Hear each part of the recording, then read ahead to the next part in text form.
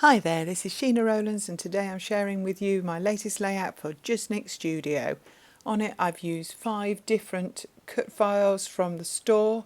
There's lots more to choose from, but I've picked 5 Halloween ones to use on this layout today, and I'll show you how I used them. So I made a 12 by 12 layout, so this is some thick white cardstock and I've put some gesso on it. Whether I actually needed that, I'm in two minds, but actually I'd done it in advance knowing I wanted to use some mixed media. So using the ruler I've marked the centre of the page just to give me an idea before I start adding some paint to it. I went through my stash. I've got more purple paint than I realised. I think that's because my daughter did A-level art and I think I've gained some of her supplies. So I've gone through them and I've picked 2 that I like the look of and that are still working. There's a really dark purple and the lighter one's got metallic sheen to it. So I'm actually going to mix these 2 together to get the sort of purple colour that I want. I'm trying to match it a little bit to the background paper that I've chosen there.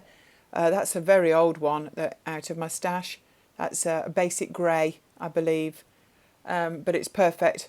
I'm going with traditional Halloween colours for this layout. So you just saw briefly there, I'm going to use 2 photos on this page and I'm trying to imagine how it's going to look. So I'm coming in with a flat brush and it's dry as well, and the idea is to dry brush some stripes across the page.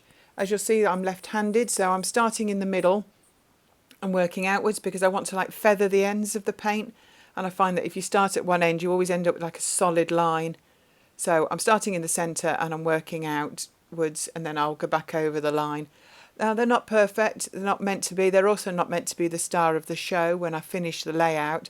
So the middle one particularly looks a bit bumpy and I'm not overly happy with it, but actually in the long run it's not a big deal. So I'm working on odd numbers, they always look better, don't they? So I'm looking at doing 5 stripes with this acrylic paint. So it looks like the paint's on the worktop there on the left, but it's actually on a piece of acrylic that's clear, much easier to wash, and then you can any dry acrylic paint, acetate is what it is. Any acrylic paint can actually be scraped off, so it's ideal for this.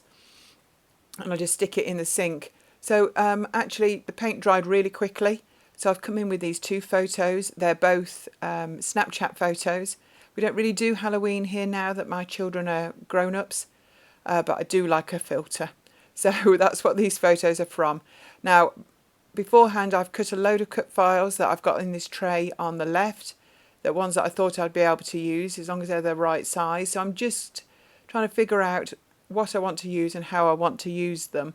This is the Spiderweb 2 that I've used to put behind both of the photographs. I thought it was an ideal cut file to mat them with. The centre word is from the Happy Halloween 3. Obviously I'm not using the word happy, but I've cut the word Halloween and backed it. These little orange bits that I'm bringing in here now are actually called boho borders. They're not even a Halloween cut file, but I really like them. I thought they got like a pointy teeth sort of look. And I've cut those again in a orange pattern paper.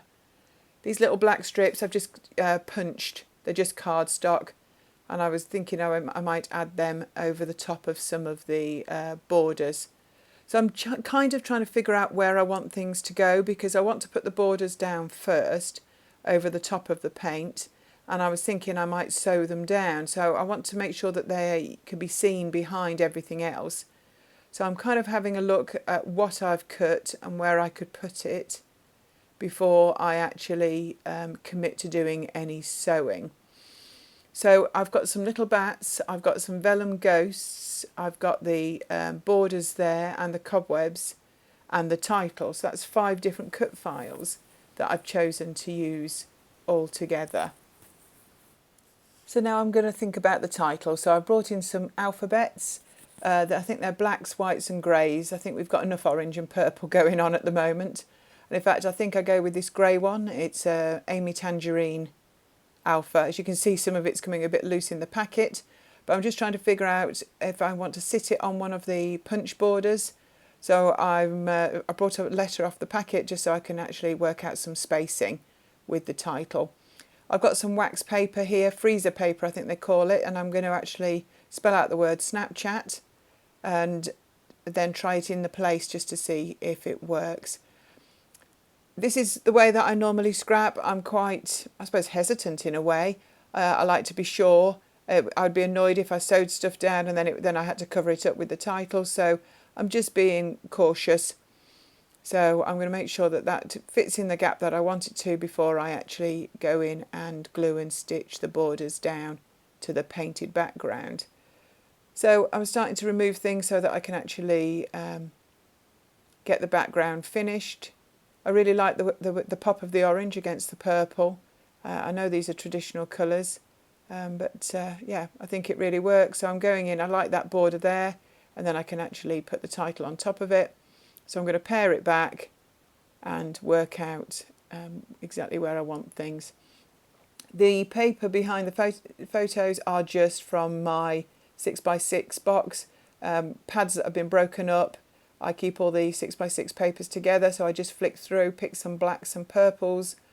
So I'm not even sure which manufacturers they were, because obviously in a 6x6 pad, once it's broken up, you can't, they haven't got the strips on.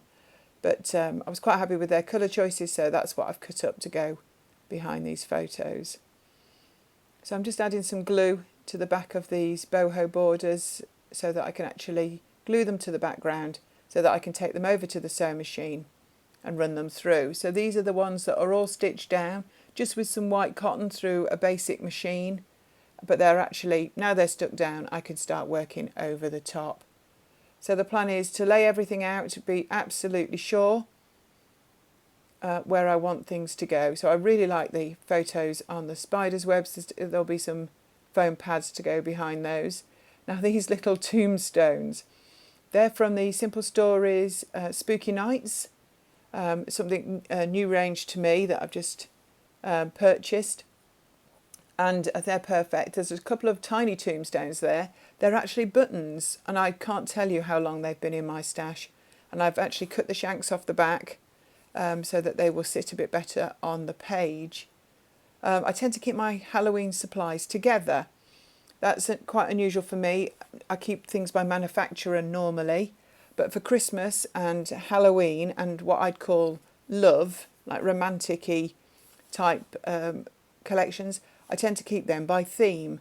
So I'd gone into my Halloween stash, so consequently those buttons were there and had been there for quite some time, and I thought they'd be perfect to go with the tombstones from the Simple Stories range. So off camera, I've stuck everything down, and I'm just coming in, I've got some black and white paint there, and I'm just going to actually add a few splats if I can get the paint liquid enough. I want some tiny little splatters just to break up the purple, and I take my time adding some water. Some splatters are more intentional than others. I'm tapping one brush against another just to break up that colour a little bit. I think I do the white on camera and I do the black afterwards. I hope you've enjoyed watching this, how this layout came together. I would really recommend using lots of cut files. Here's the main image and a lot of the sneaks too. If you'd like to see the cut files in detail, also pop to the Just Nick blog, and all the details are there too. Thank you so much for watching.